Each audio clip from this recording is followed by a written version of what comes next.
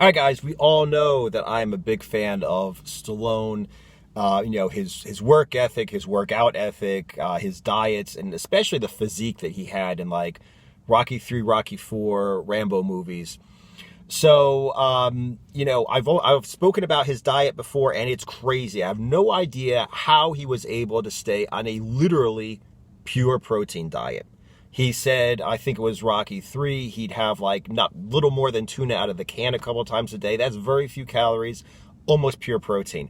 For Rambo 3, he said he'd have chicken and greens twice a day. That's a couple grams more fat than just pure tuna, but still, it's basically pure protein. And how did he do that? How did he act full time, work out full time, and just have pure protein and very, very, very few calories? Well, watch these clips and they will explain how he did that. But mostly it's all diet. What you eat is what you is. So I take it you're not ordering pizzas for room service? How'd you know? But you are, right? I caught you already. I knew it. Now, if you eat great, really great, Monday to Friday, from Saturday to Sunday, you can turn into the biggest hog in the universe, and you won't gain an ounce, and you get it all out of your system. So all you have to do is be good for like 4.5 days during the week. Do you try and gain a little weight between films? I try to do it, believe it or not. I overdo it on the weekends. During the week, it's almost all protein, and by the Friday night, I'm ravenous. And then I'll bulk up, and then by Monday, I'm back on the regime. That way, my body at least is appeased a little bit. But never bulk up full. I did it once in Fist, and I've never had a more difficult time in my life. Oof. Taking it off? Oh, boy. How many calories a day are you taking? Sometimes I'll be down to 1,100. Yeah, I'll be down to 1,100, and then on the weekend, I could be up to like 9,000.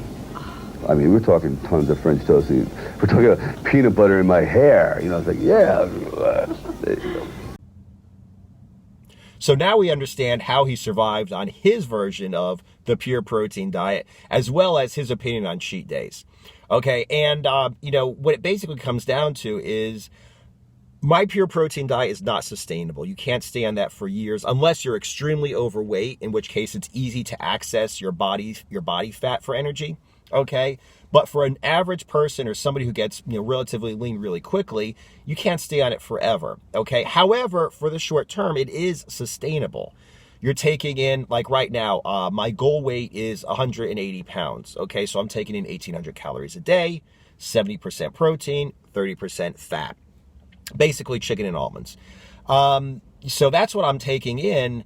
And I'm not dying during the week. I still have energy for my workouts. I still have energy to do my work. Okay, I'm not absolutely depraved by the end of the week. Okay, so I could stay on this diet. Now, because of that, I could stay on this diet over the weekend too. Now, let's say I go on this for 2-3 weeks and I'm not quite lean enough, but I really start to get depleted and I really, really need some food. I'll start doing cheat days, but it's going to be different. It's not going to be just eat whatever I want all weekend. It's going to be, at some point I might add in Saturday morning, a high-fat breakfast. No carbs, just fat and protein. So if I want to pile on the eggs, the bacon, the omelets, the cheese, whatever, I can do it, okay? Then for the rest of Saturday, I'll have chicken and almonds. Sunday, chicken and almonds all the way through Friday. And then next Saturday, I'll have breakfast again. If I stay on this diet a long time, really want to get very lean, then yeah, Sunday I might add in a high-fat breakfast. A little later, a week or two later, I might add in all day Saturday, as much fat as I want, as many calories as I want, as much protein as I want, but no carbs, okay? And Sunday through Friday, I'll just stay on, chicken and almonds. So like I said, slowly as I have to, I will add in, quote, cheat days, but there's not going to be any carbs. And the reason for that are, I think it's counterproductive. You're really punishing your mind, your spirit, your emotions to suffer on like 1,100 calories all week, but then just to gouge on like 9,000 calories on the weekend every day is kind of crazy.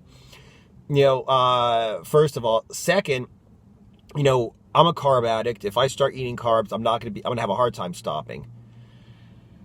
Especially if you're a beginner, I really suggest you don't do too many crazy carb refeeds because it might cause you to have a problem getting into ketosis. And of course, another thing is, it's just a simple fact of the matter is that carbs hold water.